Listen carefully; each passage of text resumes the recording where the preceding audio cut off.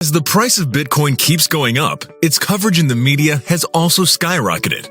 And while Bitcoin has taken the world by storm with the reinvention of money, very few know of the wave of innovation happening just next door in the world of decentralized finance.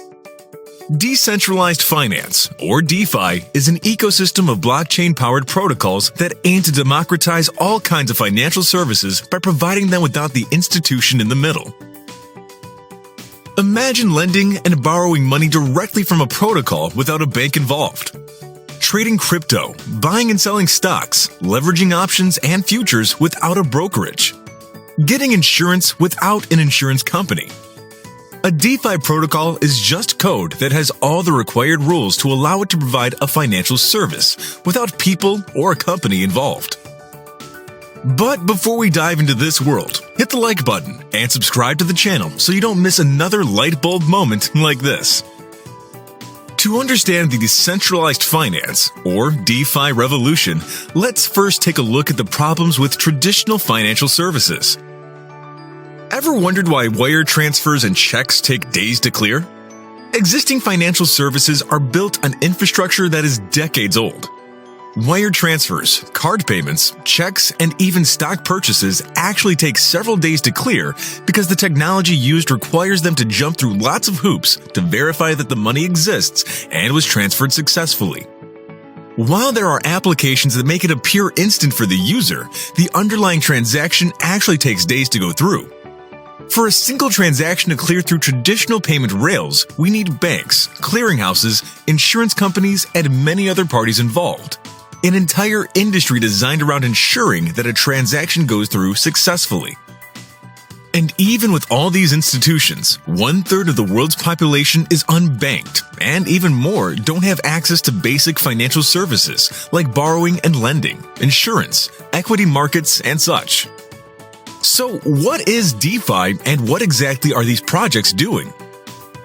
Imagine that you can get access to all the same financial services anywhere in the world with just a smartphone, in a manner that is vastly more secure and foolproof with no overhead or middlemen involved. No brainer, huh? This is the core premise of decentralized finance, taking existing financial infrastructure and using the magic of blockchain and cryptography to offer the same services to everyone in the world without the inefficiencies and middlemen. One of the wonders of the internet is that it's the same for pretty much everyone around the globe. DeFi does the same thing for financial services. Take lending and borrowing, for example. If you have money in an American bank account, it'll earn you less than 1% in interest per year, not even enough to beat inflation. At the same time, there are lots of people in various parts of the world unable to get loans even though they're willing to pay high interest rates and provide collateral. Some of the biggest DeFi projects aim to solve this problem by arbitraging this discrepancy. Just like a bank, you stake your dollar coins with the project. They give out collateralized loans to people who really need them and pay you 10 to 20% APY. And all of this happens automatically through code, without middlemen charging huge fees. Better than that high-yield savings account offering 1.2%, huh? The level of risk varies with the project, but there are several projects that have very conservative lending protocols that require lots of collateral. For people in a lot of parts of the world, access to capital and financial services like this is literally life-changing. And because this is all determined by code, there's no discrimination. It doesn't matter if you're a big American bank or a struggling artist in India, code is the same for everyone. Your money is the same as a billionaire's money. Because your money is being moved around by software, there's no room for human error or discrimination. This is why blockchain systems are called trustless. You don't have to trust a middleman. Code is law, and in most of these projects, everyone can see the code. Financial services enforced by a code that everyone can see is better than financial services which operate at the discretion of a bank employee. Of course, this is also one of the big risks with DeFi. The lack of human middlemen mean there's no one to call when something goes wrong.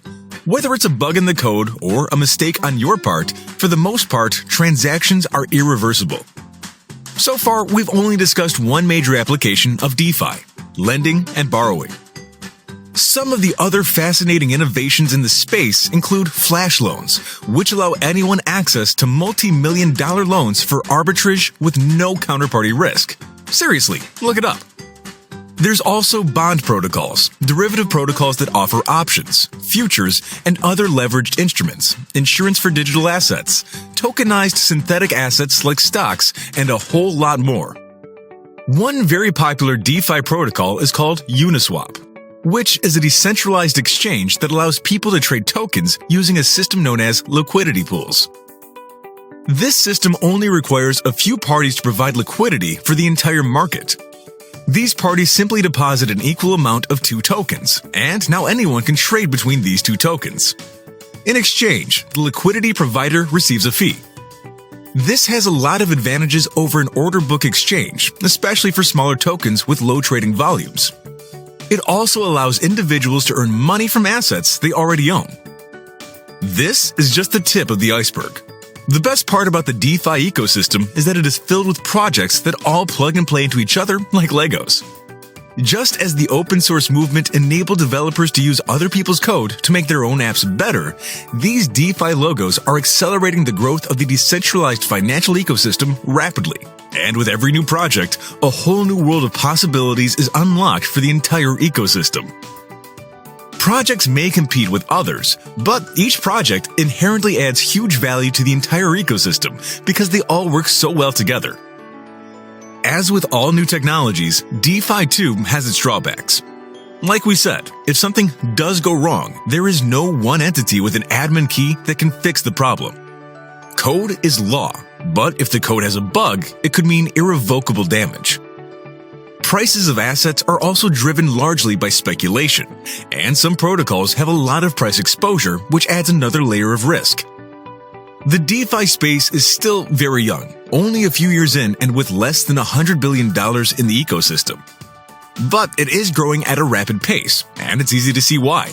An open world of programmable money that is trustless, censorship-resistant, and actually allows participants to earn money. The majority of all DeFi projects are currently running on the Ethereum blockchain, which is on pace to settle $1.6 trillion worth of transactions this quarter itself, a 1,200% increase year over year. And it's only getting started. If you enjoyed this video, please slap a like below and make sure to subscribe to our channel.